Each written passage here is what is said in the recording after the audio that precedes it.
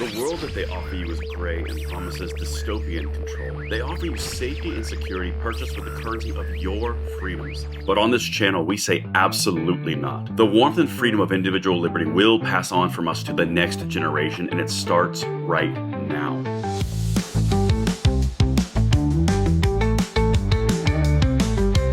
Welcome back, brothers and sisters. I am Braden. This is Langley Outdoors, the place where we not only talk about what's going on in the gun world, our beautiful country, how we're going to fix this bad boy together. And guys, you have quite the victory to celebrate this morning.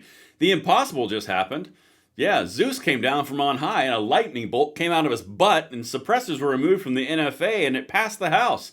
Yeah, I'm going to be honest. This video is a no black pill zone today. This is a celebration for every single one of you because, again, the impossible just occurred because you guys grinded. Everything I'm going to show you is we linked in the description box below. I'm going to walk you through every single in and out, what we've done, where we're going, and how this is going to become a reality. And of course, make sure you like this video, subscribe to the channel, and turn the notification bell on. Every time that you guys are subscribing, liking, and sharing, you are helping to bring things that we're about to show you come about by spreading information and defeating the YouTube censorship algorithm, of which we struggle under all the time.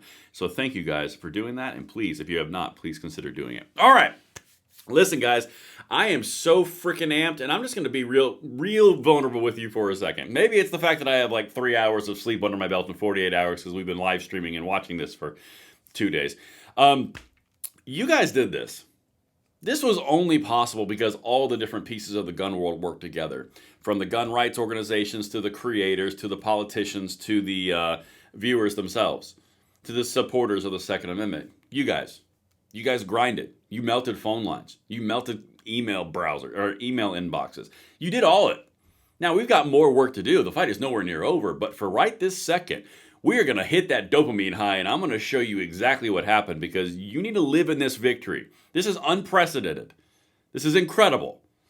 Like I said, black pill free zone right now. All right, let's dive in. Make sure you jump over at Braden LOA on X. Guys, I'm telling you, it was key. We walked through the entire thing. I was live streaming. I was live tweeting. Oh my God, it was incredible. So thank you guys for joining and jumping on.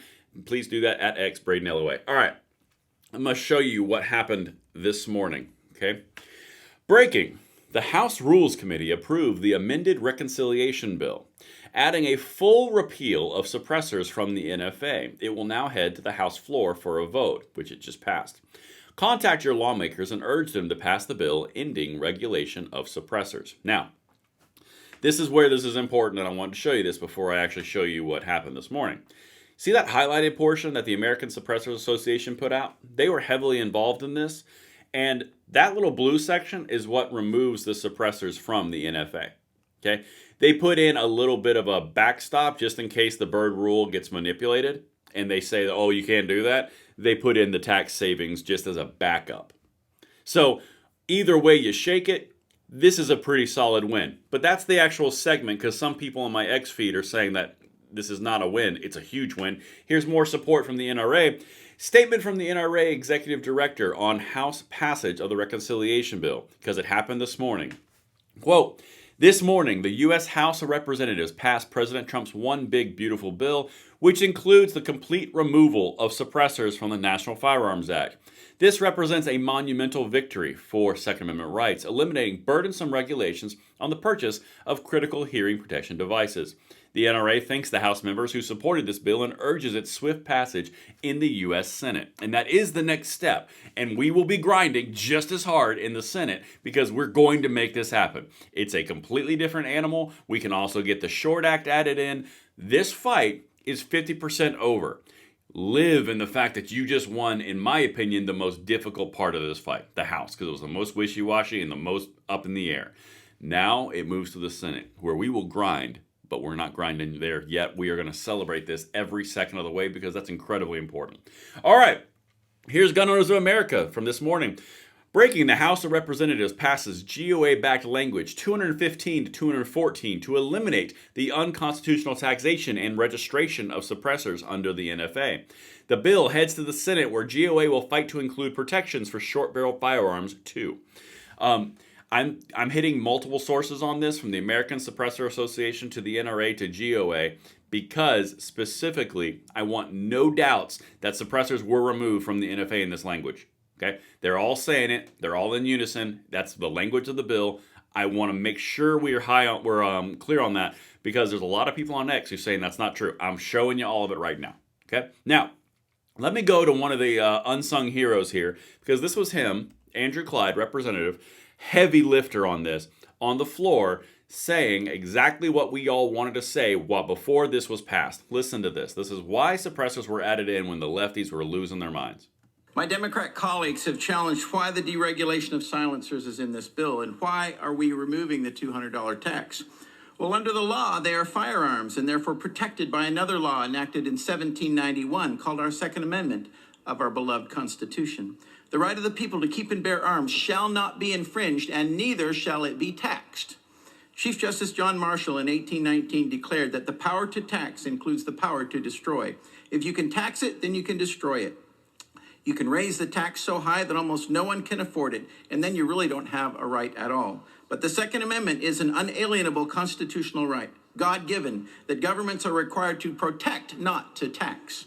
The Supreme Court in the Heller decision of 2008 declared the Second Amendment to be an individual constitutional right, further protecting it from taxation, just like the right to speak and the right to vote. This bill simply restores that right from over 90 years of draconian tax. My Democrat colleagues have asked, how did this get in the bill? What was the deal and who asked for it? No deal. I believe the Speaker, with the purest of motives, simply wanted to restore a constitutional right. And who asked? Time has expired. Me. I asked. I yield. I love he just leans into it. Who did? Me. I did. Eat it. Guys, phenomenal. Phenomenal. That's all I'm going to say. Phenomenal. He is going to get a lot more praise later on. But now let me dive into CNN, who can't believe what has happened. Listen to this. A few highlighted points so you can see who voted against, where it fell, all the things, and what the next steps are. House passes Trump's sweeping domestic policy bill after GOP leaders win over key holdouts. Washington, D.C., Speaker Mike Johnson delivered a major win for President Donald Trump early on Thursday morning, uniting a deeply divided House GOP to pass a bill that many of them were still pushing fiercely to change. House Republicans passed President Donald Trump's sweeping tax and spending cuts package, marking a stunning victory for both Johnson and Trump after the bill appeared doomed just days earlier. And this part right here is important of where we go next and who voted where. Trump and Johnson have told members they want the bill to be signed into law by July 4th. So there's the actual time frame. That's a big important time frame, obviously. The vote was 215 to 214. Republican reps Thomas Massie of Kentucky and Warren Davidson of Ohio voted against the bill, with House Freedom Caucus Chairman Andy Harris of Maryland voting present. One of the bill's biggest critics, Representative Chip Roy of Texas, voted yes. Guys, there it all is. It's all laid out. And if you were with me on X over here at Braden LOA, you and I were to spend the last 48 hours live streaming, live tweeting, live commenting on what was happening. Get in here. This fight is halfway over. We're going to need the same energy for the Senate. But right now, here's my plan for the day. I'm going to go take a nap. And after that, I'm going to dive so deep into the salt mines of the leftist tears that I'm going to need a respirator to come back out, because this is going to be glorious, and I will bring all my findings directly to the people who made it possible, you guys. Thank you so much for watching. I will see you guys on the next one. I'm Braden. Later.